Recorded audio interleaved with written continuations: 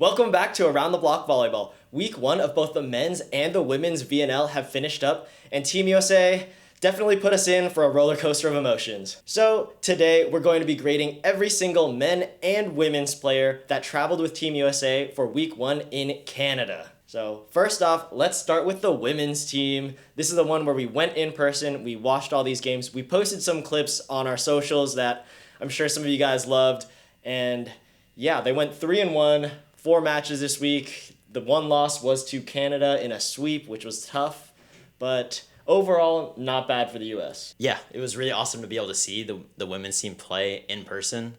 It was really great. Of course, we were expecting some really good things. We were hoping for a lot because we kind of felt like the women's team was a little bit in flux with all the different players, the coaching change. There's a lot of moving parts, so it's definitely not going to make it easy. But hey, you end up going 3-1. Of course, you do take that big loss to Canada. A lot of U.S. fans were taking that very rough because we haven't really lost to Canada really ever in main tournaments. So it is very difficult. But again, 3-1, all that being said, and considering what our grades are going to be in the future in this episode, you'll hear about it. Still 3-1. I think that's a good start. Again, now it's just getting better and better, more consistency, and then feel even more confident about it. Yeah, I think my just general thoughts is pretty good. It would have been nicer to get that 4-0 or at least play that Canada game a little bit closer because I feel like that Canada game did maybe expose some of the team's weaknesses a little bit, but we'll get into it with the grades. But first, let's start it off with a big question. Who is your MVP for the USA Women's for VNL Week 1? For me, it's super easy. I'm going Asia O'Neal. She was such a great middle blocker, and you could see it whenever she was on the court. She was doing everything. She was blocking, she was attacking super efficiently, and she was bringing great energy out there. There's not really much else you could ask for her. So for me, I gave her a grade as well. I'm going to give her that A because it was just so dominant. And she was the most consistent player to me while watching them, that whenever she was out there, she's going to be playing well. Yeah, she was also my MVP, who I also did give an A because she only played in 3 of the games, yet statistically she is seeming like the best blocker in all of the VNL across Week 1, regardless of region. And yeah, I think that comes from blocks per set where she's leading, and then she also has a ton of touches with very few errors for the number of blocks that she has. So perfect display from her on the defensive end. Offensively, of course, there were a couple of mishaps with the setter connection, but that's normally not too much the middle's fault, so I can't fault her there. And when they did connect, that looked really, really good as well. So I like what we're seeing from her. For the future, I feel like she's going to be in that LA 28 team. Yeah, I mean, it's great that you said it. I think it makes it even more difficult for Eric Sullivan to make those types of decisions because there are a lot of just changes for the roster in general that he already has to worry about. And now adding an Asia O'Neal for that middle core, it makes it even more difficult. But hey, these are good problems to have, so we'll take it. Yeah, it makes it so that we can have some good rotations at least. But let's get on with the rest of the player grades. Yes, we'll move on to the setters, and this is a very important group. I think we kind of noticed that this is very, very important for Team USA to be very successful. It kind of goes hand in hand. First off, we'll start with the setter that played the most, Sage Ka'ahaina Torres. For me, I give her B+. Again, she played really well when she was out there. And I think she runs a little bit slower of a system than, say, like a Micah Hancock. And it felt like she connected better with the hitters. And, of course, it wasn't perfect connection because there were still mishaps. But I thought just comparing between the other setters, I thought she had the best connection with the other attackers. So, to me, B+, I think her location was pretty consistent.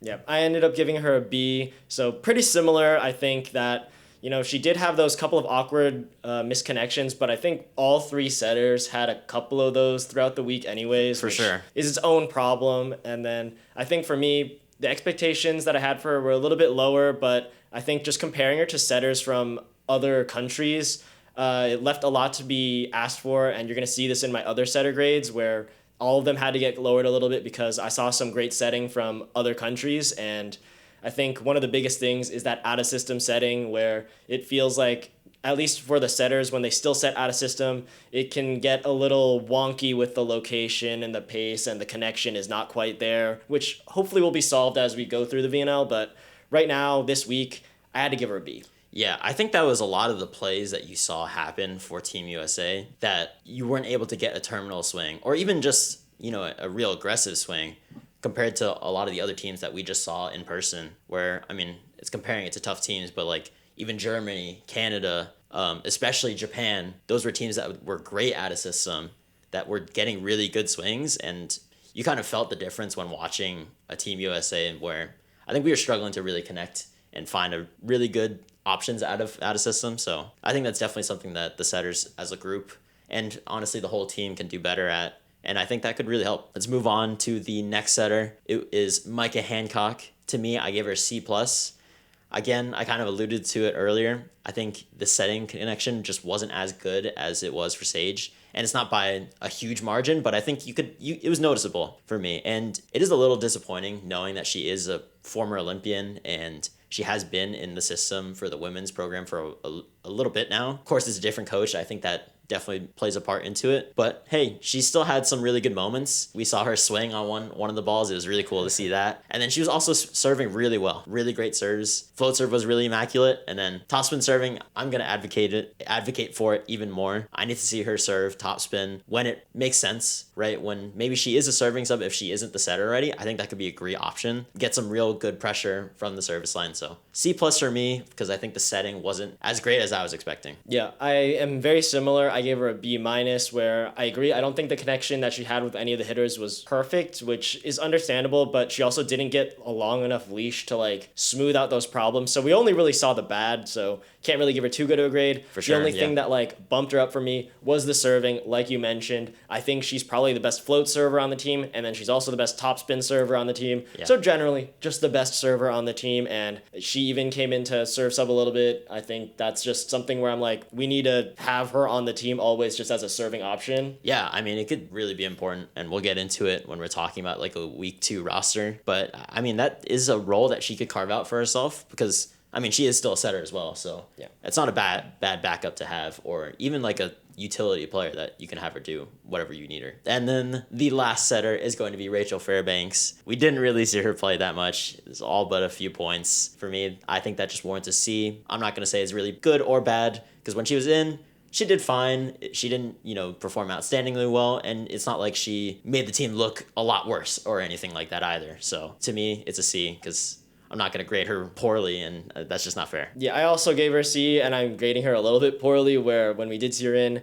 I was hoping that when we saw her get in, that she'd be able to show out a little bit and maybe like earn her spot on the court the same way that kind of Sage did from Micah Hancock in that first or second game. And then I thought maybe in that third game, maybe it'd be Rachel Fairbanks' turn to kind of like take that mantle. Didn't really happen. She got put onto the reserves again for that fourth game, so yeah, there was nothing good to see from her specifically. I guess nothing too bad. A couple misconnections, but again, that's all the setters, so I had to give her a C.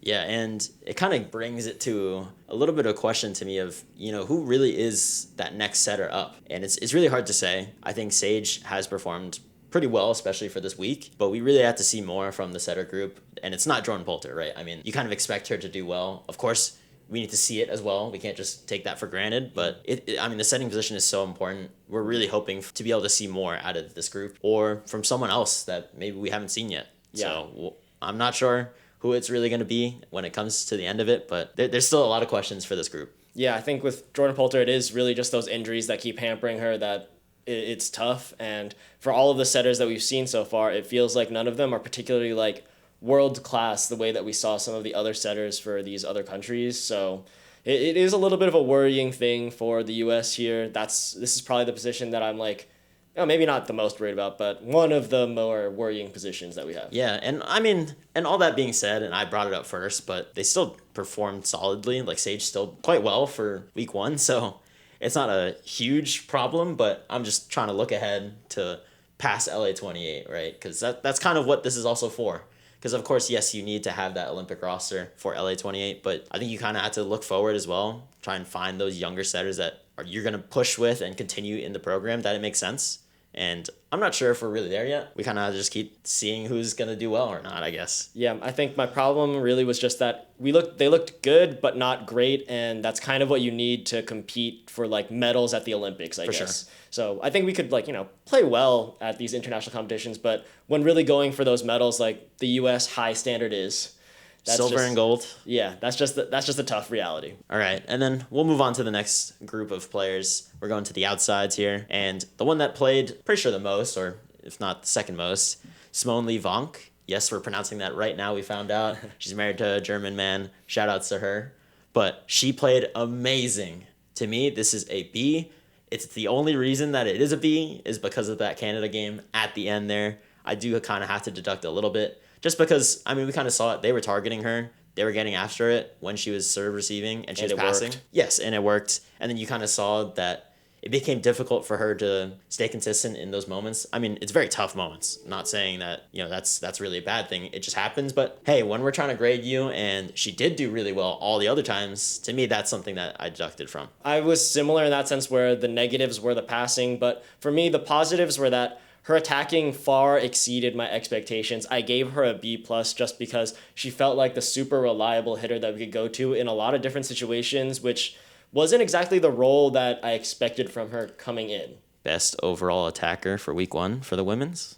I mean, I guess so. She did score the most on the attacking end, so it's tough. And I feel like in most of the big moments, she was the one to put the ball away. Yeah. And take the big swings, even if she didn't score. So to me, I thought that while you're talking, I was like, maybe I would think that, actually. Yeah, the passing part was just like, it was real tough. Yeah, and she still passed okay at times, but I think that Canada game kind of lives in our mind. Mm-hmm. And those are the big moments that you kind of need to be solid. And of course, it's not easy to do that, but that's just something that we're looking at here. You kind of also hit on the head. Great attacking, right? And that's kind of the whole reason why I think you brought her back onto the team. You know that she has a great arm. She's a fantastic athlete. And she's been playing really competitive ball. So she's still a B for me. So she still did really well. Next up is Avery Skinner. I gave her a B+, and maybe it's a little, maybe generous in my eyes, just because, to me, she's the outside that we're looking at for the Olympics, and she is the new outside star that we're looking at just because of her consistency. Her defense and passing has been very great, but I think the offense, and again, I think that's something that we kind of have to think about, not just all on her. It includes the setters, where it just felt like times the connection just wasn't great. The ball was maybe a little bit behind her while they're running a little bit of tempo. So she wasn't taking full swings that you'd expect her to as much as you want. So to me, that kind of brought it down because I was hoping for a little bit more attacking wise, but the passing and defense, she's got that on lock. Yeah, for me, I also gave her that B+ because, like you said, I was expecting a little bit more out of the attacking end, but defensively, she was easily the best passer and defender for Team USA, and low-key, that might even be including the Liberos because she was just that good. Maybe. But just the attacking end, I really wanted to see a little bit more because we have seen her do a lot better than she did in like club or even in previous USA years. Yeah. So it's tough to see her, I guess, struggle with the setting from this team, but hopefully that'll also be ironed out. But I could only give her that B+ for now. Yeah, and I think you kind of have to give the hitters a little bit of, it's kind of the offense in general to me of giving them a little bit of grace, and you want to see throughout the whole VNL how it evolves or maybe just smooths out back to kind of what we're used to. Because, she did get off to a pretty solid start, and then there were moments where it felt like, I don't know, she just wasn't getting set as much, or connection just wasn't there, so she just wasn't putting the ball away as much as you would expect. I don't know, there was moments where it felt like she would be the go-to hitter, and it just wasn't happening. Yeah. I will say the Team USA needs to get back to the BIC. They started doing that kind of at the end of the week. Yeah, that's only when it really worked, and that's when it started to look good. Maybe, even without that, maybe my grade would have dropped for her a little bit more because I would have been really disappointed in the lack of attacking. Yeah, and that was a good positive. And, that's a huge part of her game. And, we saw it with Simone Lee Vonk as well, that she was very good at hitting the BIC. So I think they just need to run more of it. It makes it more difficult of an offense to defend. I think you got to be doing that, especially because that was kind of what Team USA's part of the bread and butter was that they were great at running the BIC. So I think they need to get back into that. Next up is Maddie Kubik-Banks, another outside that we saw a good amount of, and she played really well. I thought the passing and the defense was very impressive. The offense, I think there's still a little bit more to be desired, but I think you can tell that she put in the work. She still leveled up her game from last season. She really has moments where she is terminal and she's putting the ball away. She's taking big swings. And there's still the moments where you want to see a little bit more. You want to see her just be aggressive, take a big swing. We saw it at the end of, I believe it was the France match to end the match. She took a big swing on pretty much an open net, but you don't really expect to take a panic ball and take a big swing at it. Super out of system. Yeah, it was so random, but that's the type of things that you want to see her be super aggressive at. She just wasn't doing it as much. When she tips, it frustrates me a little bit just because that she has a strong arm, that she can do it, and you kind of just have to go for it, especially in those moments. Just want to see a little bit more of that. Yeah, for me, I gave her a B plus, and she really just played mostly in that game versus France. Also, I don't even know if I gave her the grade. Yes, I meant to give a B. Yeah, so for me, I really, really enjoyed her defense. I thought she was in that game the best defender from the U.S. because Avery Skinner wasn't playing that match, and I was honestly really impressed because it felt like she had some moments in League One where I was like, yeah, she's a pretty good defender, but in this match versus France, it really, really looked outstanding. So I was very proud of her seeing that. And then offensively, I had the same couple of issues where it's really like when she takes those swings, it looks really good a lot of the time. Yeah. But when she's not taking those swings, she's tipping a little bit. It's a little bit predictable and also a little bit easy where it feels like the other team's just getting a couple free balls. And that's where we get some issues. They score on us. And I'm like, okay,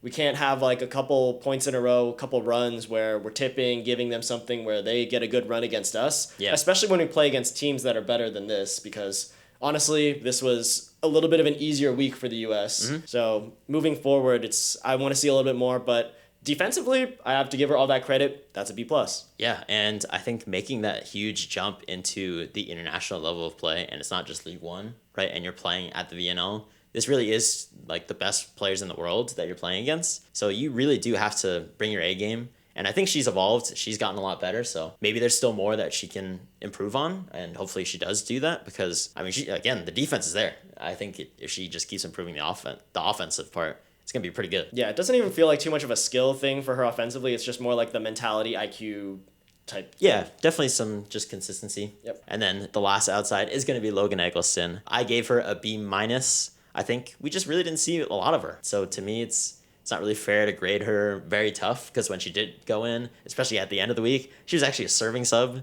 She was not even as an outside. So you can't really be like, oh yeah, she played bad because, she got played off the court. She did kind of get played off the court a little bit in Canada, but that's okay. Because again, we know the talent that Logan Eggleston is. I think we just need to be able to see a little bit more of the adjustment to the international level serving.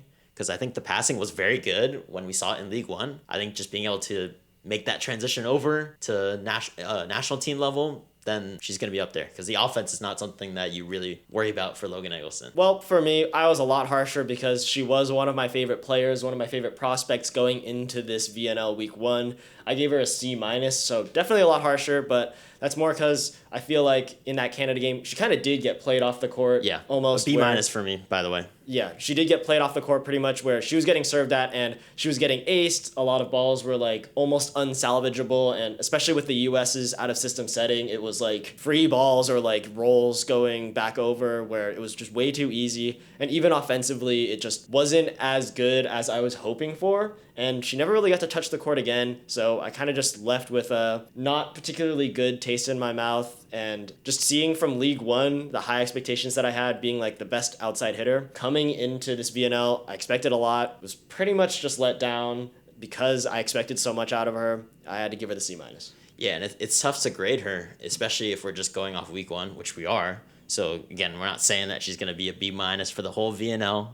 We're just talking about Week 1, but it's hard to grade her. I mean, she played the Ukraine game, but I mean, we were both there watching it. It was kind of difficult to be saying, oh yeah, like Team USA was playing really well versus it looked like Ukraine was kind of just getting their footing, getting used to playing in the VNL. Like just a little nervous. Higher level. Because we ended up seeing that they ended up being a pretty good team. But that first game, you couldn't really tell yet. And Logan Eggleston played well in that game, but it's hard to gauge that. Yeah. And then the Canada game, I felt like she never got a rhythm. So it's difficult because she didn't play great, but then she also didn't get a rhythm in that game. She ended up getting subbed out, so it's difficult to say. We still hope for more. We still got a little bit of positive attitude for Logan. We know that she's a great baller. We're just hoping for a little bit more in it, going forward at least. Next up is the middles. We're going to start with Asia O'Neal. We'll very quickly go over it because we already talked about. That's our MVP. Again, the offense, defense, doing everything that you'd want. And it's so crazy to me. She always finds a way to go on runs serving. She did it in League One. She did it when she was in college, of course, but she's still doing it at this level internationally where for some reason the team always just finds a way to just keep the ball with her at the service line and they get on runs. They just win points when she's there. But hey, that's a great thing that if you can do that as a middle, because I mean, that's just one more thing that you're adding for your team that you can be happy that you're going to be productive and you can get a run. You can kind of spark that a little bit. That's really great to see. She makes it that much more difficult for Eric Sullivan when we're talking about the middles, man. I really thought it was going to be super easy to be like, oh, Dana Rettke, Chiaka Bogu, which we're going to see in week 2. We'll talk about it. And it's like, is she number 3? I don't know. It makes it very difficult now. Yeah, I feel like it's gonna be good for us moving into LA because now I feel confident that we have 3 really, really good middles where we can use any of them for any of those matches for the Olympics. And shout out Embry GD. I'm sorry, I literally just faded her. That's my bad. She's injured. She's injured, and I mean, Asia O'Neal's looking this good. We'll see what happens moving forward, but also, of course, like hopefully that she recovers well, Embry GD. So, but Asia O'Neal playing super awesome, deserved the really good grades and our MVP this week. Molly McCage is next. And I give her a B. She was very impressive. And again, I think she was another part of that huge conversation of, is it nepotism? With the whole League One Austin. Of course, we're going to address it. We're not going to filter it too much. But hey, she proved that she earned a spot for this VNL roster. She earns to be there. You can tell as a middle that she impacts the game very well. She brings an attitude and energy to the team. I mean, the blocking was amazing. We saw that. Of course, Asia O'Neal just did better.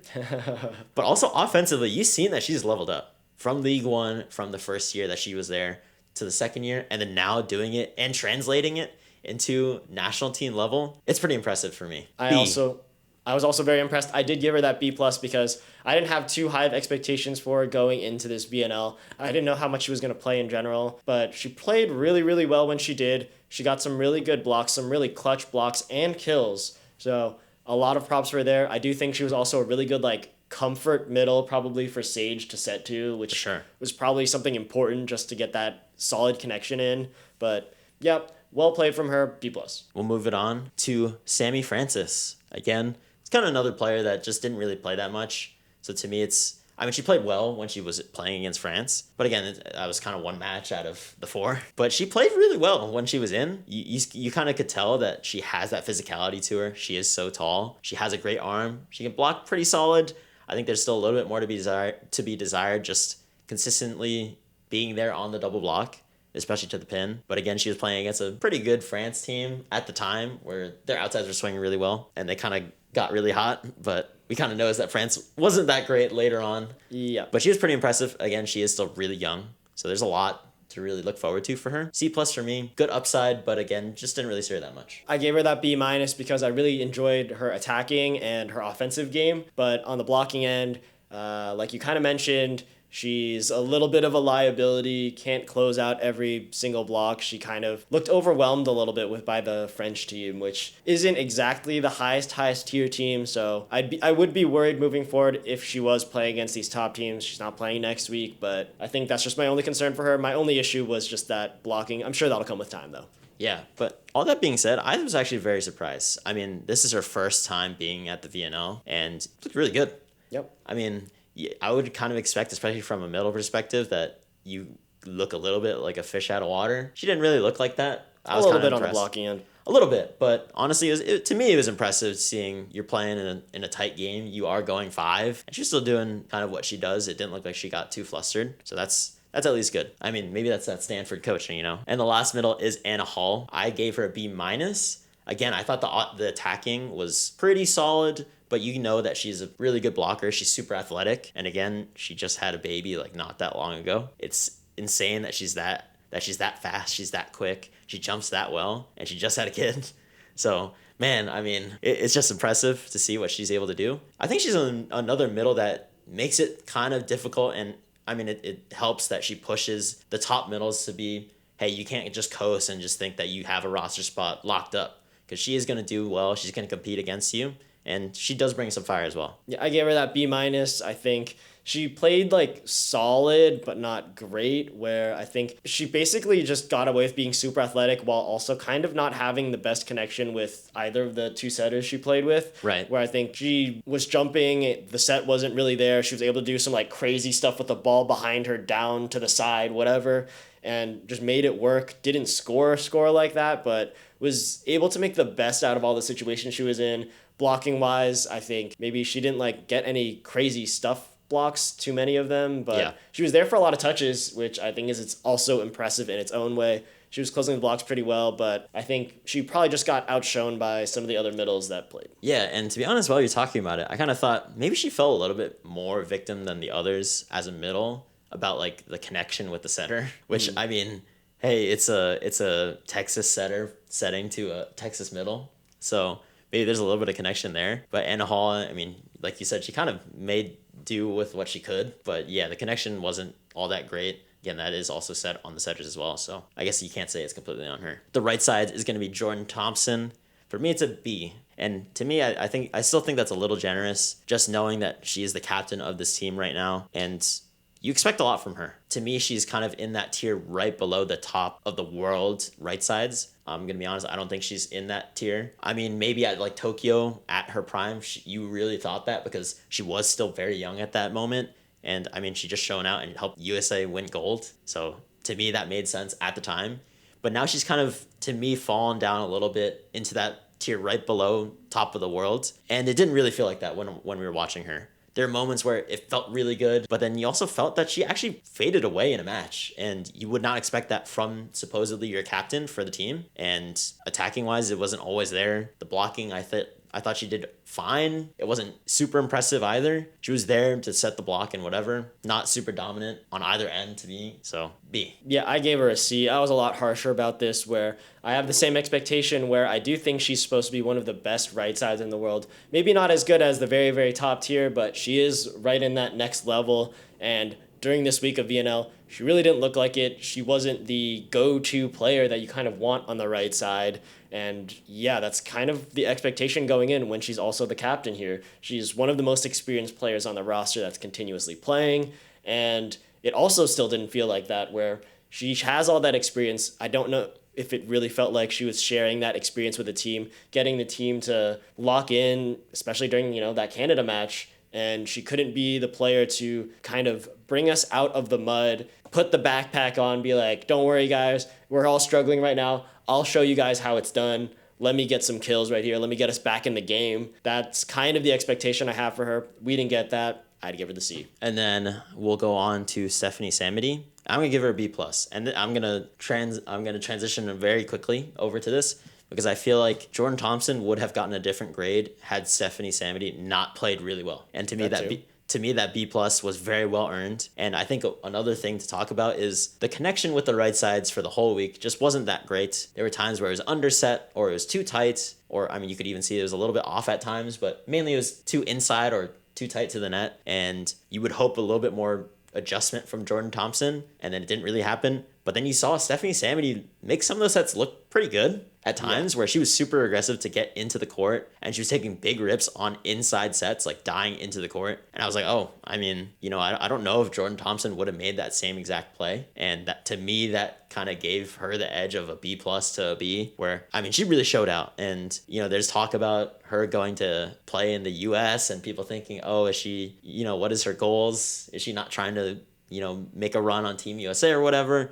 But man, is she still looking really good, and she might still look really good playing in the MLV for Minnesota, playing at, her home area. So it was very impressive. And she really didn't look as tall as I kind of thought she was. That was interesting. I mean, she was so physical attacking wise. I think the blocking is the one thing that say, yeah, she has to be a little bit better at, or, that's just the thing that wasn't great. For me, I gave her a B. Mostly the offense and then the blocking kind of balanced each other out. Where offensively, I think what she did this week was very, very impressive. She looks like she could be a great addition to the roster as like the dub sub type of player. Mm-hmm. Maybe not that main right side, but later in the sets when we need some energy, we need some kills, we need some like good front court presence, offensively at least, she'd be great. She'd get some kills. I think I did make the comment to you while she was playing at some point where I was like, yeah, she's getting all these kills, but it feels like when she's attacking, she's like, she has to lean all the way to the side to get these kills. One way, the other. She's working with it, and she's making it look good somehow, even though it feels like it really shouldn't be because the sets just look so off. She adjusts to it, and it's amazing. But yeah, that's great from her. The blocking part, I think she was probably one of the worst blockers for the U.S. this on week. The right side. Yeah, I'd say... like including like setters and right sides for sure. It was looking a little bit tough, but I think that can also be kind of coached in, kind of fixed up. Hopefully it'll be a little bit better, and then we can look forward to her playing really well in the future. Yeah, and I don't really think that many of the pin blockers really impressed me that much anyways. I thought everyone had their moments. I remember Maddie Cubic-Banks had a really good block. I think, some of the pin blockers had their moments, but it wasn't as consistent, especially when you compare them to the middles. I don't know if maybe that's something that hopefully we can work on as well. Yeah. If we become a better blocking team, hey, that makes the defense even easier. And we will get into that with the defense with our liberos. And for me, we'll start with Morgan Hens. To me, I think of her a little bit more first because she is more of the experienced libero. I gave her B-, and it was still a little disappointing to see her passing. And again, I mean, there was that whole thing that happened in the MLV for her. I don't know.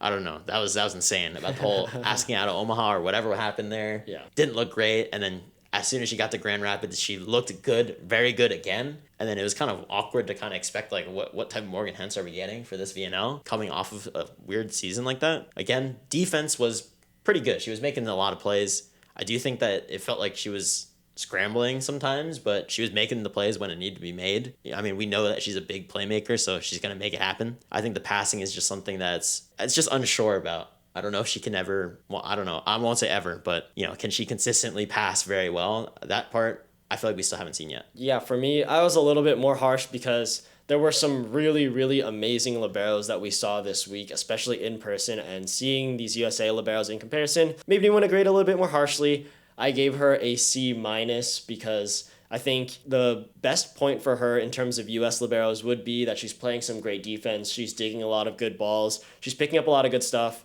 But I think compared to these other liberos, it feels like that's the baseline. And there are some other really big plays that she also isn't making that these other super elite liberos are making. Yeah. We're doing it directly against her on the other side of the court that she was missing. And then on top of that, the serve reception wasn't that great. I think she tried to do what some of these other liberos were doing as well, where, she's trying to cover a little bit more court. And then whenever I saw her like overextend a little bit, it felt like it didn't work out. It was like a shanked pass kind of, or a really, really out of system ball. And the U.S. just had to try and work with it, which is why I think she did end up being the defensive libero when her and Lexi at the end of the week swapped off both being liberos the same match. Which I do think was actually the best look that the team had, just considering a libero play, where having them both play defense and serve receive for the respective moments, I thought it looked the best.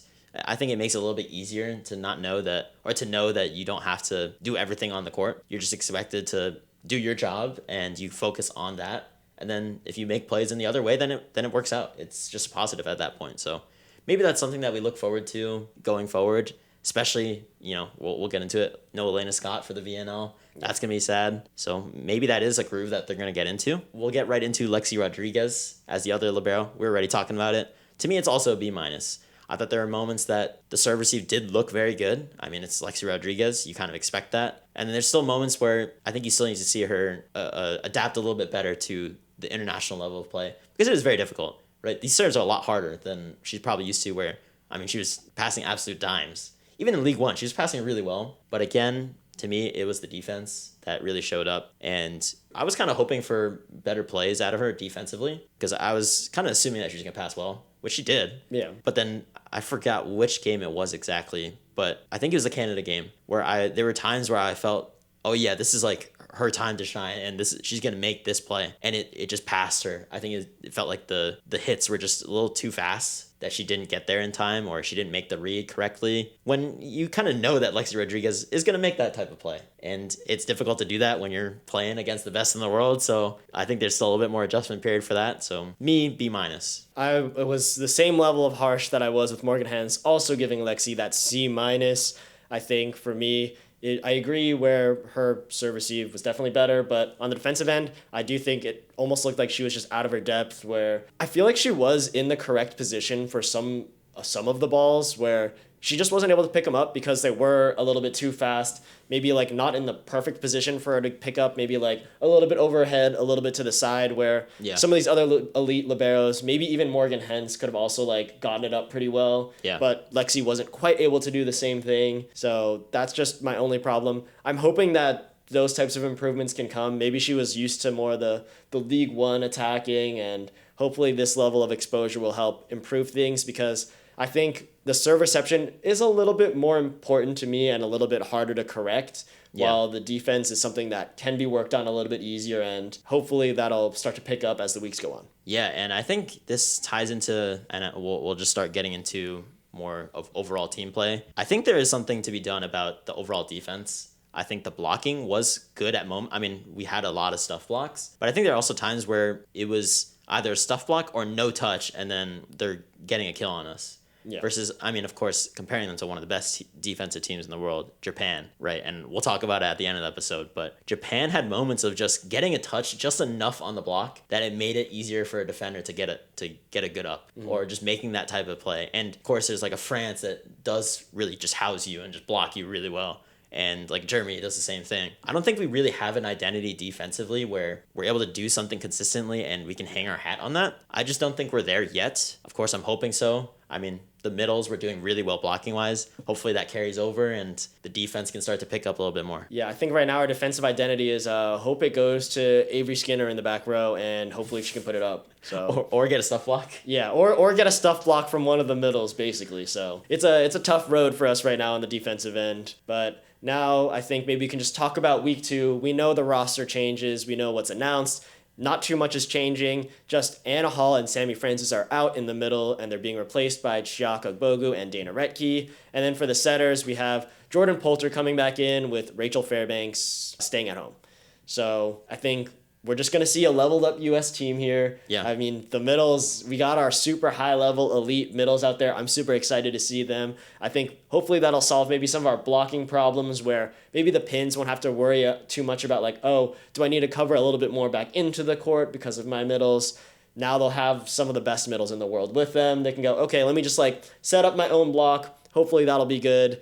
And yeah, I expect big things from Chiaka and Dana. Yeah, I'm not really sure where I feel with that blocking part. I mean, I agree that there's moments, but then they also, like, the middles that were blocking, for the most part, actually did really well. But then you compare them to Chiaka and Dana, it's like, oh, well. Yeah, maybe especially Chiaka. There's levels to this, Yeah, especially Chiaka, right? I mean, one of the best blockers in the world. I think you can say that pretty confidently. I guess there's levels to it. Dana's a little bit different. I mean, you just know she's super physical and then might not be as fast, but she is getting faster. We've seen her adapt to the level of play, and she's grown as a player. So really excited for that. I really am excited to see how these middles play, how they connect, especially if it isn't Jordan Poulter. I'm expecting it to be run very well if it is Jordan Poulter. You know, she's that caliber of a setter. But if it's not, and it's like a Micah Hancock or a Sage playing again, I'm kind of curious to see how that connection is with those middles, because, hey, those are the middles that are playing in the Olympics for the most part, or at least that's what we think right now. So if you can't connect with these middles, then that's a problem. To me, that's a little bit of a red flag that you got to get better at that for these setters. Yeah, I think for me, Jordan Poulter coming in this week is kind of big, where we mentioned a couple connection issues like on the pins, even with the middles. And I think if we have Jordan Poulter here setting and some of those issues still persist, then we're really going to have some problems. Like, is it the system that they're trying to run? I think it's going to be the system. Or is it like, the individual players on the pins? Yeah. So there's going to be a lot of questions because Jordan Poulter, always super consistent, always going to be playing at a high level. So we're going to really see what any of the U.S.'s issues, if there are any, because maybe we're going to pop off this week, but who knows? I will say, I feel like it's going to be interesting because Sage Micah and Jordan Poulter kind of set the same system where it is really fast. I mean, they were the two Olympic setters, so it kind of makes sense that they set the same. And I felt like Sage was setting a little bit more air under the ball. I'm curious how that's going to look for these. I mean, it's pretty much similar hitters that we're looking at besides the middles. Where does that faster tempo, are they able to run with that and they're fine? Then it's like, I don't know if it was a Micah thing. I don't know. There's so many variables that I'm not really willing to pin it on one person yet. I don't think that's really fair. It could be a systematic thing, though. Yeah, I think you always have to keep your eye out for that. This is where we're going to find out, I think. Yeah. How do you feel about no Cami Minor still? Right? Rachel Fairbanks, you were high on her. Of course, she didn't really get to play that much, unfortunately. But still no Cami Minor. And I feel like if she's not playing this week, she's not going to be playing. I agree. I just don't think that you're going to bring her for week 3, week 4, and you're really going to play her. Maybe you play her in a dub sub. I think that would be a great opportunity for her, especially when she's not already playing for week 2. So I'm kind of hoping for that at this point because I just want to see it, right? And the coverage of the red and blue scrimmage was not that great, so I didn't get to see all that much of Cami Minor. She also didn't play too much during that scrimmage. And I want to see more because also we're not really watching that much international ball just because it's hard to, right? We got other stuff going on. Mm-hmm. We were talking about the men's season a lot, so it's difficult. But it's really exciting to see a Cami Minor. Unfortunately, we're just not seeing that yet. I do want to see her play. Yeah, a lot of hype to see her. We're not going to see her. And honestly, this week, is not the most difficult. We'll get into the matchups in a second, but I think this, of course, would have been the week to kind of see her play, and we're not. But let's get right into the matchups, just talk about what we think for the rest of this upcoming week, where we're going to be playing first against the Dominican Republic, then Czechia, then Italy, then Serbia, and I think these are definitely going to be interesting matches to play up against. I don't know what's happening with the Italian team, which would definitely be the hardest match. If they bring, depending. if they bring their full squad back for this week too, it's going to be tough. If they bring back the same squad that they had last week, it'll be a little bit easier, but still a solid matchup. Very good team. But yeah, we'll see if it's somewhere in between. We'll get somewhere in between. But this Czechia team, the Serbian team, also going to be pretty solid. This is a good test for the U.S., but still winnable. Yeah, I think this determines just how the rest of the VNL is going to go for the women's. I think if you do really well, you take care of business against a team like the DR and maybe Czechia as well. I think Serbia is a little bit tougher of a team. I mean, Czechia is also really good, but I think that Italy match is, to me, going to tell me pretty much all I want to know. And it doesn't have to be against the A team, and we know the A team is not going to be playing. But, seeing against the Antropova and whoever else they're bringing, I mean, it's going to be good players regardless of who it is. It's Italy. Yes, and you cannot take them lightly. To me, I'm not always just worried about the volleyball look. I also just want to see how it looks with the body language and the energy on the court. I think that's always telling. And I don't know if there's going to be problems and coaching. And I'm getting there exactly. I don't know if there's going to be problems of, are we trusting the system as much as you probably want them to? Or, is there going to be like a fraying of that as well? Because I think everyone knows, I mean, especially in this area, and you guys are watching this, so you definitely hear it as well, that people are concerned about the Eric Sullivan coaching, where if it doesn't go well for week 2, people are really going to be thinking about it. And especially if it doesn't go well for this VNL, people are really thinking about it. And I mean, to me, this is going to tell all for me. Yeah, a lot of questions to be answered here in week 2, and hopefully we'll come out with some good answers. It's very different vibes, and we'll get onto it for the men's team. Oh yeah, it's time to talk about the men's team. Vibes are so much higher here. You are hearing me talk so down about the women's team. That is gone. It's only good vibes for me moving into the men's team. Can we just talk about that? Yeah. Like, I don't know, and I agree. I don't know what it is exactly. If it's like the players or the coaching. I mean, sure, you got Matt Anderson back. Eric Shoji's still playing. It's different with Karch Karai, and you had Spara before, and he was great. But it's like, I don't know, the vibe to me at least is different. I don't know if it's the players or it's my own personal bias, where I'm like, I just feel more confident in the men's. I don't know what it is, because the women's team is still very good. Like, they have great players. Maybe, I don't know, I haven't felt like it's been like a very good team connection, maybe. I don't know what it is. I can't really pinpoint it. For me, I think I'm looking a lot higher at the men's, just because the questions that we had coming into this VNL feel like they're somewhat answered. And in general, there were fewer questions coming into this VNL for the men's side. Right. But the ones that we had, looking at that right side, right Big now, answers. yeah, we're looking good. So, of course, we can just get into talking about this week 1 overall for the men's. I think we saw a lot of good things. They also went 3-1. It just feels like a very different 3-1, where, of course, we won a bunch of games, and in the loss we had, it was a very tough loss in terms of, like, we had to battle it out versus Italy. Yeah. Like, it was a tough match on both teams' ends, where a lot of effort, a lot of heart was being put in, and although we did lose, it felt like there was still a lot of good, positive takeaways and stuff to learn from that are good things. Yeah.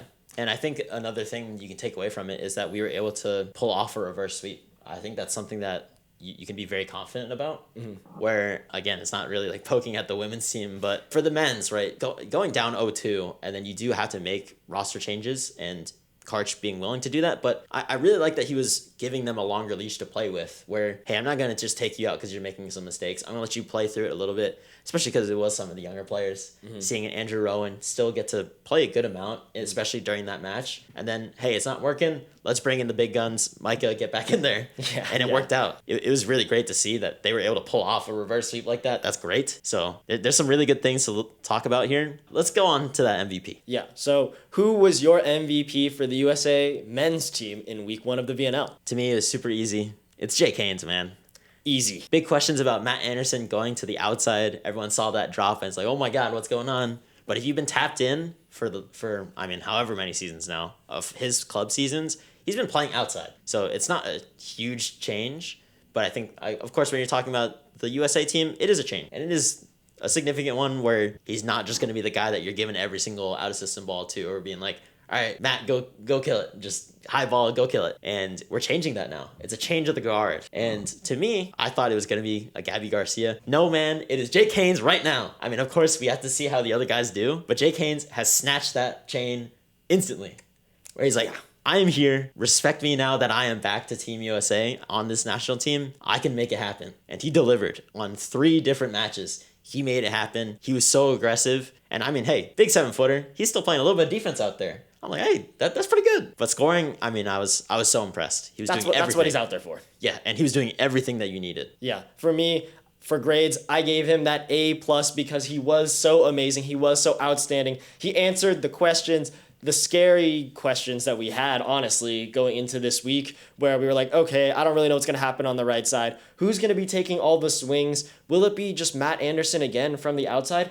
No, it was Jake Haynes. He took the majority of the swings for the U.S., and he was killing the ball at an absolutely insane rate, playing really, really smart as well. Also booming it, of course, when he had to. Yeah. So all the props to him. He is looking like the future for us on the right side, definitely moving into 28. I have big expectations for him. We got to see him on this roster because this week 1, amazing. We'll get into it later, but I still have questions, and it's not any shade on Jake Haynes. We'll give him his moment and his flowers, but man, that right side position is looking real tough now. It's not very easy. Like I said, we'll talk about the other guys that weren't there, and I thought they could have been a shoo-in for that spot as well. Yeah, but all the props to Jake Haynes, but now we can move on to just the player grades, starting with the setters, where let's start it off with the main guy for this week. On the setter side, we have Micah Ma'a. He was balling out the entire time. I gave him a B+ to A- type range, where he was really doing everything. He was setting the ball really well. His defense, absolutely amazing. There was this period in time where one of the players that they played against tipped a ball against Micah, and Micah just dove and picked it up easily, made a good point for the U.S. They called a timeout, the other team, after that point. They went, "What are you doing? We know Micah is such a good defender. Do not tip the ball at him." And, that tells me enough already, where the scouting reports are there. Do not tip the ball on Micah because he's that good of a defender. He showed it this week. The hustle he has is amazing. And that's not even talking about his serving, which was absolutely elite for the U.S. We put so much pressure on other teams just with his serve alone. For sure. Not to mention all of the other great servers we have that we'll talk about later. But he's just balling this week and deserves these high grades for sure. Do I feel like I think I do, but I'm just going to ask the question anyways. Do we feel like we underrate Micah Ma'a as a setter just because he's playing behind Micah Christensen? I feel like sometimes I think that, and I realize it more, especially because I'm not a guy that is tapped into men's international ball during the club season as much. But you see that he still plays with great talent and he plays on great teams. I mean, it's insane. Micah has played with amazing teammates like Irvin Engapeth, Namir as well, like really great players. And I feel like I've underrated him, just thinking, oh, he's just the second. It's not even like me disrespecting him or not even trying to, but it's like Micah Christensen is so good, best, like one of the best in the world, if not the best. It's like, oh, we got this other guy right behind him that sometimes he just doesn't play, and it's not really fair, but that's just how it rolls out for volleyball. So I think it's insane. Like you said, he played amazing, and he brought great energy. Like, he was doing everything that you wanted from a volleyball player in general. I think he might be the best, like, overall player that I've seen. I don't know. I'm like, thinking about him, like, he can do literally everything that you want a volleyball player to do. So, it's nuts to me. I gave him an A as well. Really, really great things. Yeah, every aspect of the game, he's kind of balling. But now let's talk about the next setter, the second setter, where we have Andrew Rowan here, the guy who just graduated out of college. So the young buck. Yeah, it's going to be tough, that adjustment for him. And we saw that it was a little bit tough, that adjustment. I gave him a B to B- type range, where there were a couple of missed timings, missed connections, misdone sets. But for the most part, it was still solid. And he was able to move on from those mistakes pretty well, which I think is very important. It was just, he wasn't fully clutch. He had to be subbed out versus Canada for Micah Ma'a, who did lead that comeback. But I think when he did play, it was still not bad. He was making some pretty good decisions. Yeah. So I do think that he kind of got the ball rolling for some players. And even though he had to get subbed out still played fairly solid. Yeah, I think it's very interesting. And again, he really still looks like the future of USA volleyball for the setting position. Of course, you still have Mike Ama'a that's going to be there. Mike Christensen, I mean, I don't know how old he's going to be when he wants to stop playing, but it feels like he can play for forever. A lot of these setters, it feels like they could keep playing. Bruno is another guy that retired, but it's like, man, this guy could still ball out if he wants. DeCheco's doing that right now. We see it with Argentina. He's still doing his thing. But, I mean, as a young setter, there's not a lot more that you can ask for him because he's already kind of living up to what you want. Now it's just get more experience. He hasn't even played professional volleyball yet, and he looked that good. I'm pretty happy with how he's doing. Of course, he has to get used to the level of play and getting used to different teammates. I think that's going to make it easier when he does come back to Team USA. So I'm very optimistic with how Andrew Rowan is playing. Very good. I give him a B. Now let's move on to the outsides here, starting off with the vet, who we, of course, mentioned earlier. Captain America, switching positions where he's now on the outside. For me, I gave him that B+, where I think he just looked pretty solid the whole time. Nothing negative to say, but I think maybe just he wasn't like carrying in the same way offensively where you kind of expected to on the outside, which was probably an unfair comparison. Yeah, I mean, it's just what we're used to with Matt Anderson. Yeah. It's like, oh yeah, we're in trouble. Just give him the ball and he'll do something amazing with it. Of course, it's a lot more difficult when he's also passing now. So maybe the expectations were just a little bit unrealistic for me, but he's playing amazing. Of course, his time in club showed that he could do this. And the adjustment going into Team USA doing this was a breeze, apparently, because he looks chilling. Yeah, it is very good to see. I mean, of course, we were talked about, he played outside in club. So, I mean, it's the same position. But you got to think about it. It's still different players that you're playing with. It's a different coach. And there's different variables that you think about there. And, I mean, it's great to see that he's able to do it. And it looks pretty smooth. I mean, you could tell that his passing and his ball control was still there. I do remember there was a free ball that was sent. And he messed it up. And you could see that he was so mad at himself.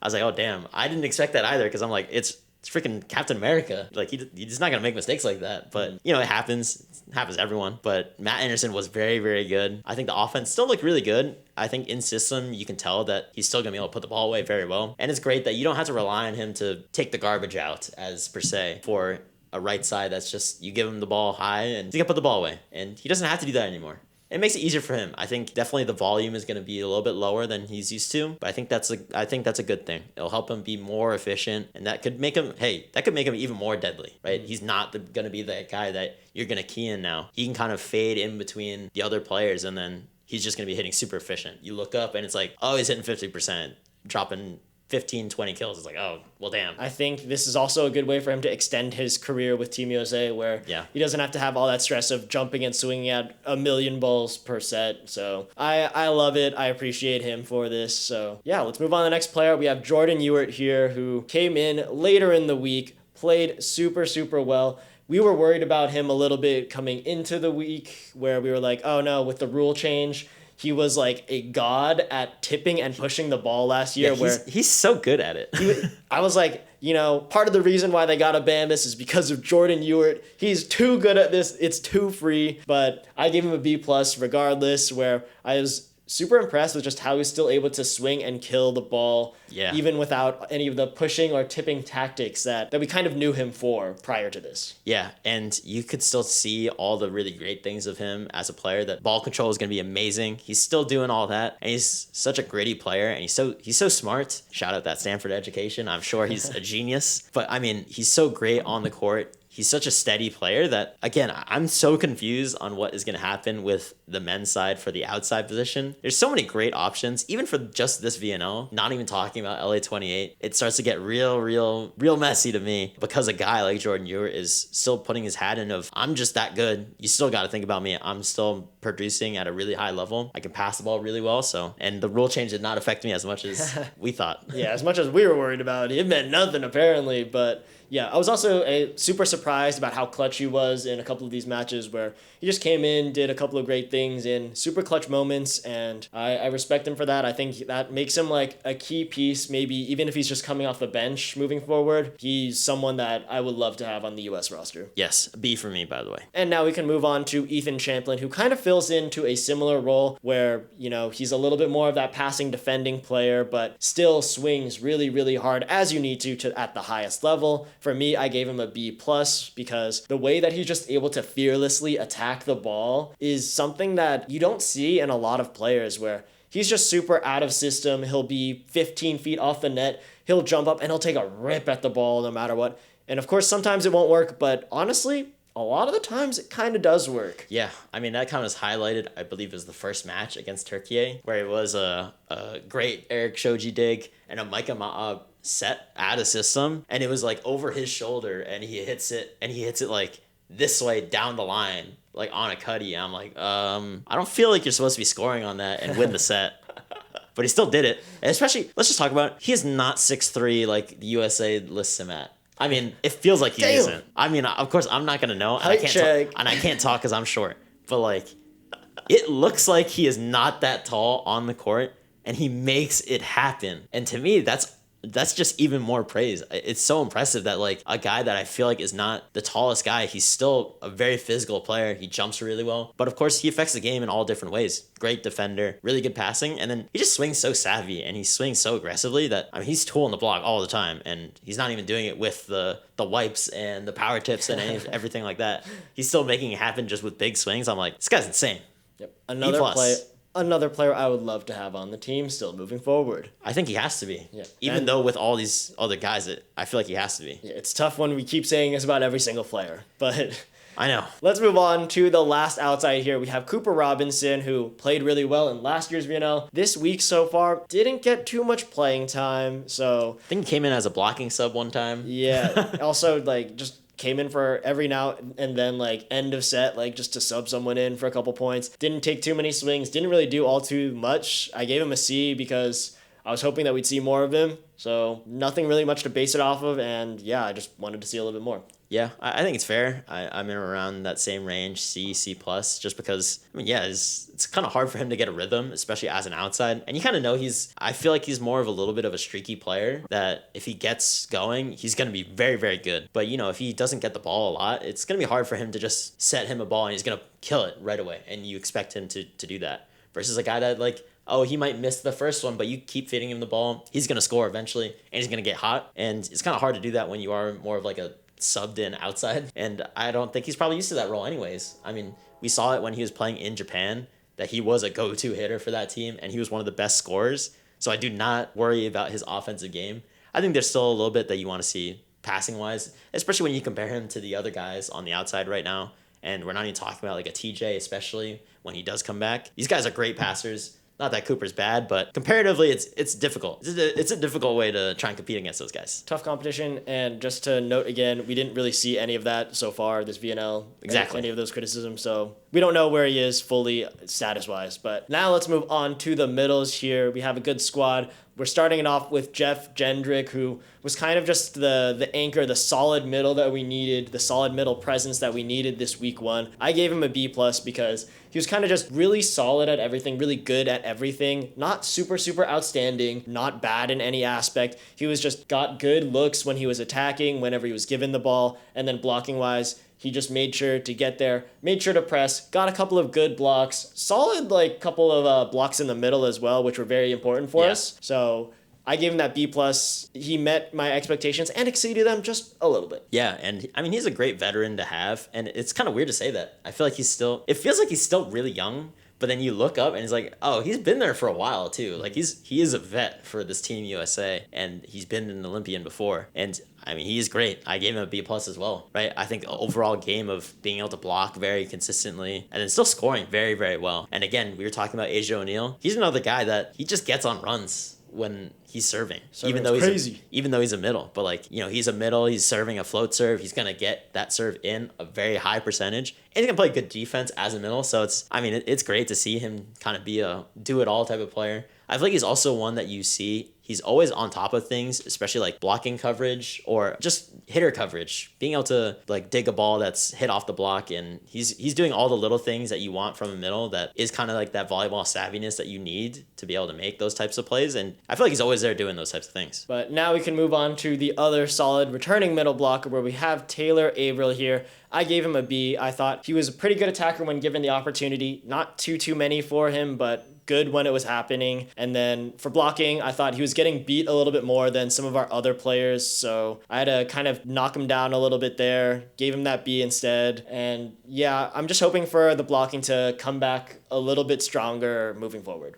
Yeah, I agree. I don't know if it's just this week, but yeah, I felt like the blocking wasn't as great as you hope from a guy like Taylor Averill. Just a couple holes left, Yeah, just knowing the caliber of player that he is. So maybe that's just something to hopefully look forward to in the following weeks that he's just going to be better at. And then, hey, we just grade him a little bit better after that because, that's kind of what we're used to. And then, the offense is, he didn't really get set that much, but he did solidly when he got set. So I guess there's that. So I gave him a B, still lower than Jeff. I thought Jeff was definitely the most impressive and consistent middle out of the three. And then our next middle blocker, we have Merrick McHenry, who I thought was very similar in a lot of ways, where offensively, I think he was probably better than Taylor Averill, where he was like OTing people and he looked like an absolutely insane option. Did make a couple of errors that I don't know if Taylor Averill or anyone else would have made exactly, but that's still a connection learning process because his reach is absurdly high compared to even like our own other middles. And even some of the top middles in the world, he's still up there. Yeah, he feels like a cheat code when he's on, and blocking-wise, I think he struggled a little bit more, actually, than Taylor, where it felt like he was getting blocked. He was getting lost a little bit more on the block, which gave us a little bit of trouble, but generally, I think that balanced it out to just me giving that B grade.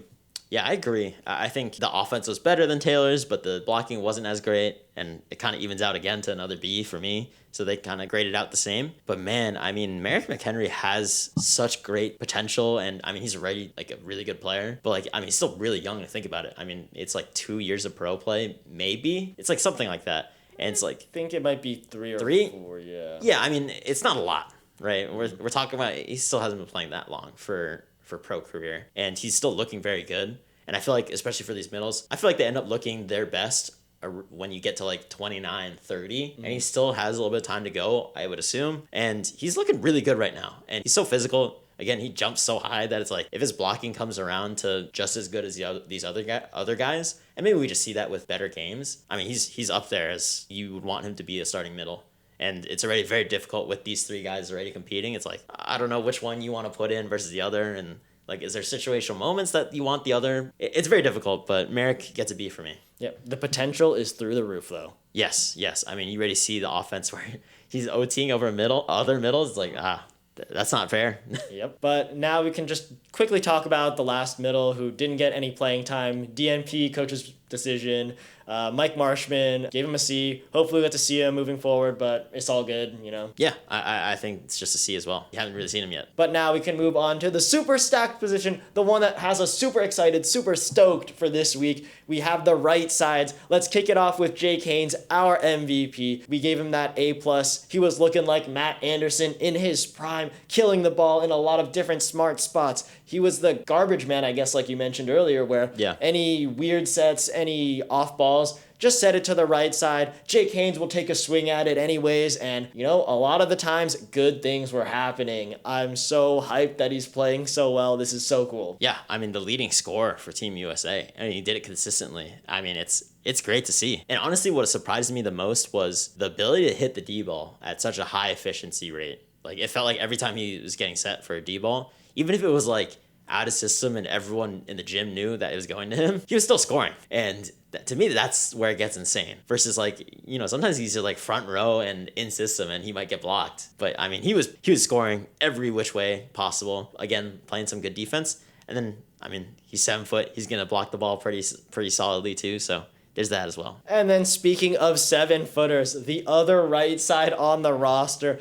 Cole Hartke, the kid who's still a sophomore in college, about to be a junior, but he also played amazing in his game time that he got. He balled out in that Canada game. He had 33 points. The future is so bright with him and just for Team USA moving forward. He looks so athletic, so smart already, so eager to learn from his mistakes. Because in that Canada game, he did start off a little bit slower, making a couple more of those errors, but as the game went on, he just got better and better, and it was just amazing to watch, especially as a fan of the NCAA men's game and Team USA in general. Yeah, and kind of talking about how you felt like he was mature for his age already.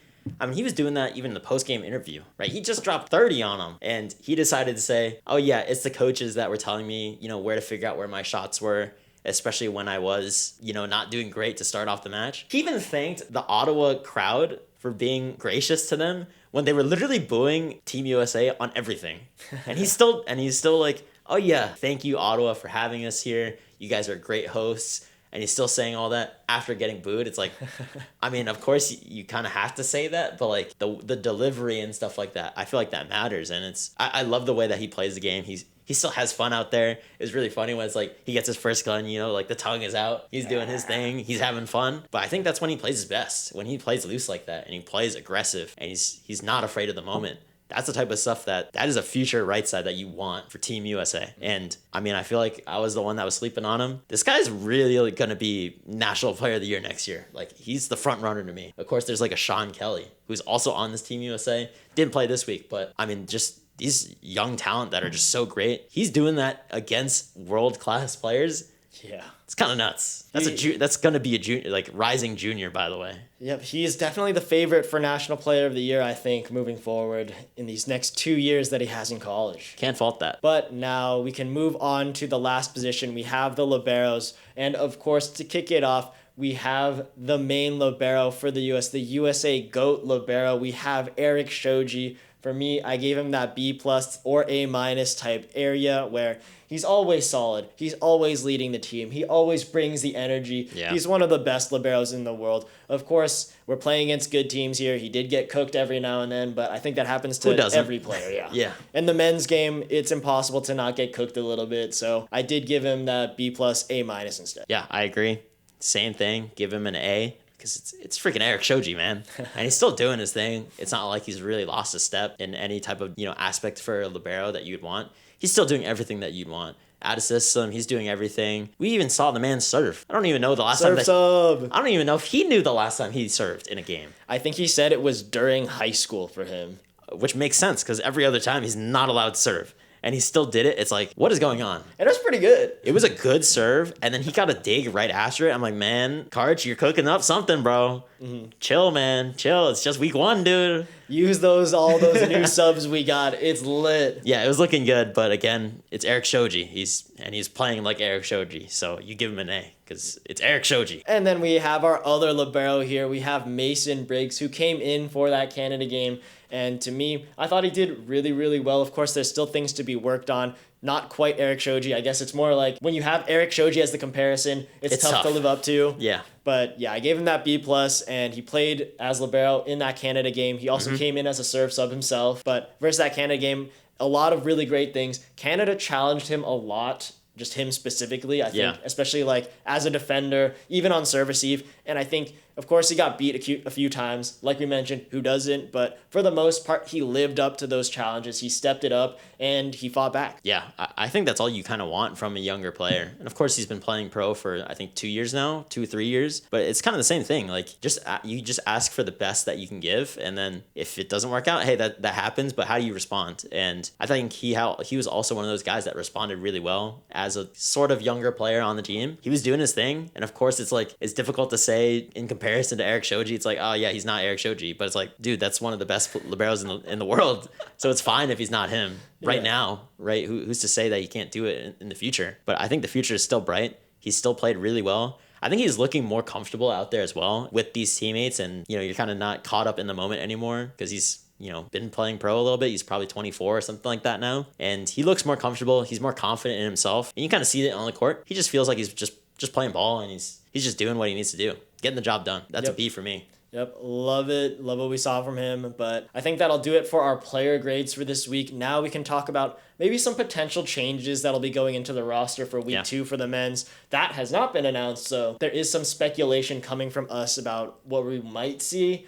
I'm thinking, of course, we're probably going to see TJ, I think, this week too, and maybe we'll keep back Matt. I think that's probably the best way to do it. Yeah, give Matt a little bit of rest and then see how TJ pairs up with some of these other outsides. I think that's probably a big and easy change. I think Micah Christensen, we'll probably see him show up for this week too, which would be very hype. Yeah, and I think so I agree with the outsides for sure. I think it makes the most sense to do that where you bring TJ and then you leave Matt for this week too, just because it allows him to rest, and then they're both ready to go for week 3 and week 4. Because TJ is a little bit younger, he's been able to do great things like that. So week 3, week 4, TJ and Matt are probably going to be there, and they'll be ready. I think the setter part is going to be so interesting because, I mean, Micah Ma'a played great. Andrew Rowan played really well too. And now I assume you're going to bring Micah Christensen because you want a little bit of time before week 3 and 4 when it, like, I mean, of course, all these games matter, but week 3, week 4 are the super serious weeks. I think that's a great, like, warm-up to have Micah Christensen be there. And then I think it could be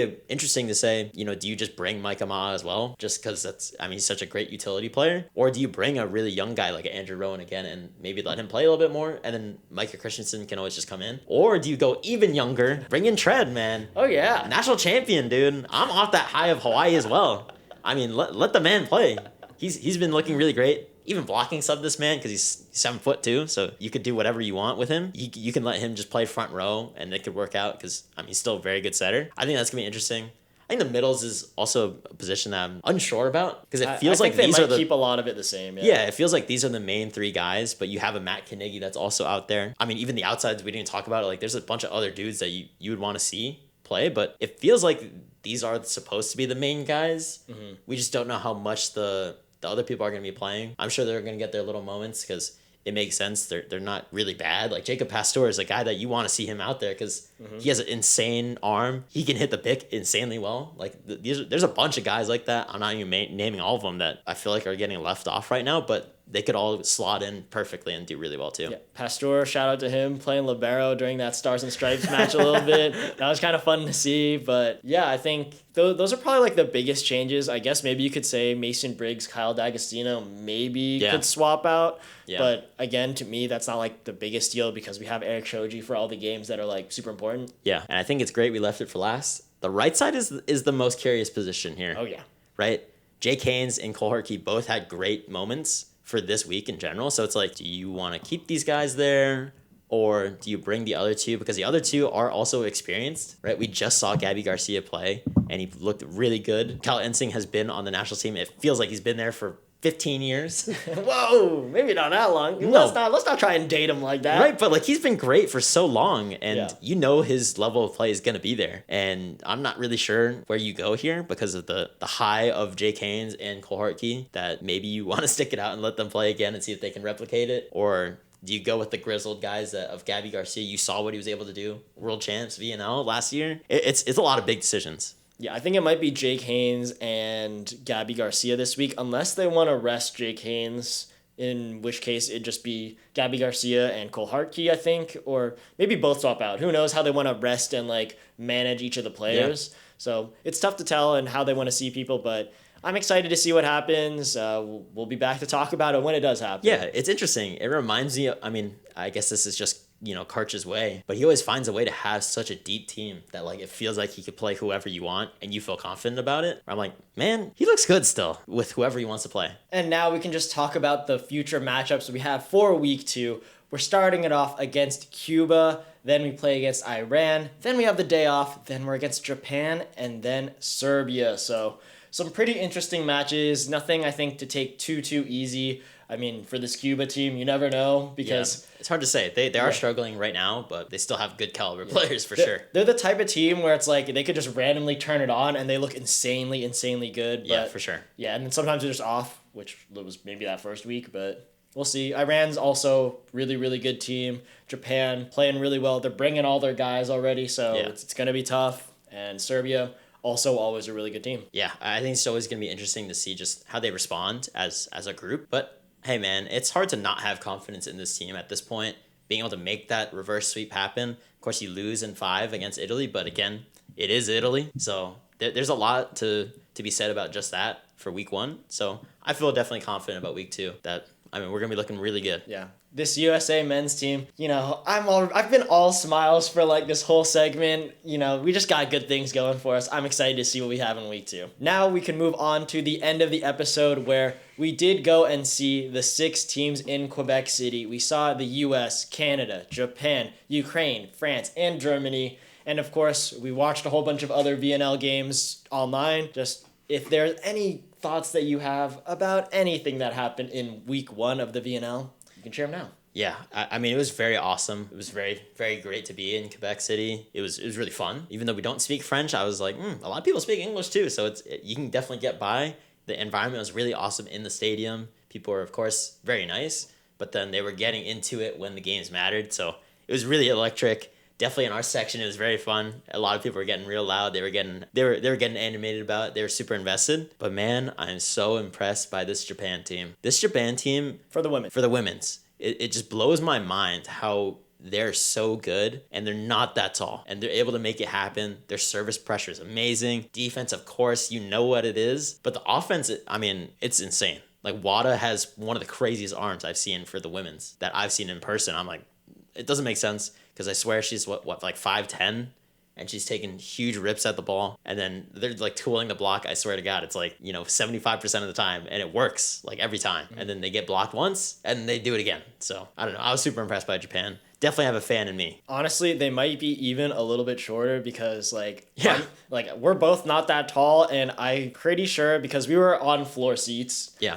Or at floor level seats. Just seeing Japan when they came by, I'm like pretty confident I'm taller than a bunch of them, and I'm not particularly tall. So yeah, they're definitely a smaller team, especially compared to these teams that are running like 6'3" outsides, 6'4", 6'5" middles for the women's.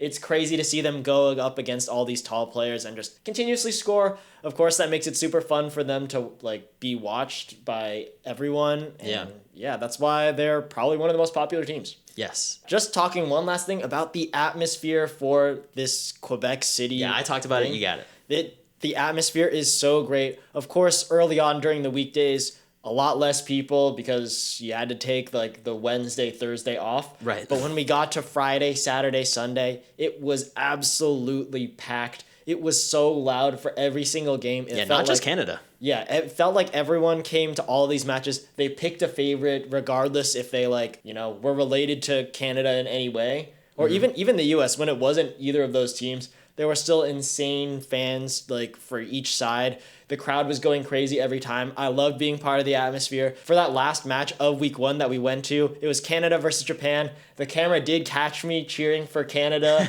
a little bit because I was just so absorbed by the crowd energy. Yeah. I had to root for Canada. It was so fun, and it was really fun. Yeah, that was definitely the best game of the week, and it was awesome to be able to see that in person. I was like, wow, there really is no atmosphere like this. And it hurts to say that because we were at the men's national championships for college, and I mean, of course, it's pro level. They have the environment down with all the music and everything. I mean, it was just different. It was so amazing. And of course, you have foreign fans as well, so I feel like they definitely always bring a different energy. So it was so amazing to me, and it's so fun. But last shout out, and we didn't even catch his name, but shout out to the person that works for the VNL. Oh, yeah. That recognized us. Yeah. That was a surreal moment for us, just because it was like, I mean, we were in a different country. We weren't really expecting anything. Of course, we said that we were going to be there, but I mean, we're not expecting anything. And it was just really cool that someone over there was able to recognize us and gave us a huge shout out. So it was cool to meet him. I do remember one last thing I just wanted to mention that I think that everyone could appreciate is that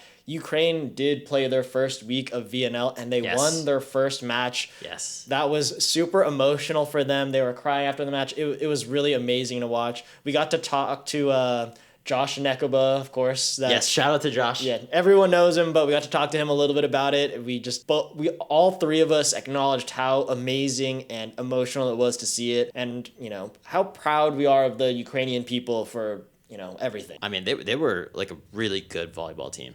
And of course they settled in after playing against US, but after that they looked like a very quality team, and I think they're here to stay, right? Yeah. It's hard to say that going forward, but I mean, just how impressive they were in week 1. It does make me feel very confident that they're here for a while and they're not going to be going anywhere soon. Yeah, it's a young squad they have too, and they did have a lot of fans in Quebec City, which was also really cool to see. But I think that'll bring us to the end of this episode. We went a little bit long this one, but it's men's, women's combined. So yeah, thank you guys for watching. If you made it this far, in the comments, please let us know who your MVP for week 1 was, who your favorite players were to watch from the US, and maybe just in general, who your favorite players were across the VNL.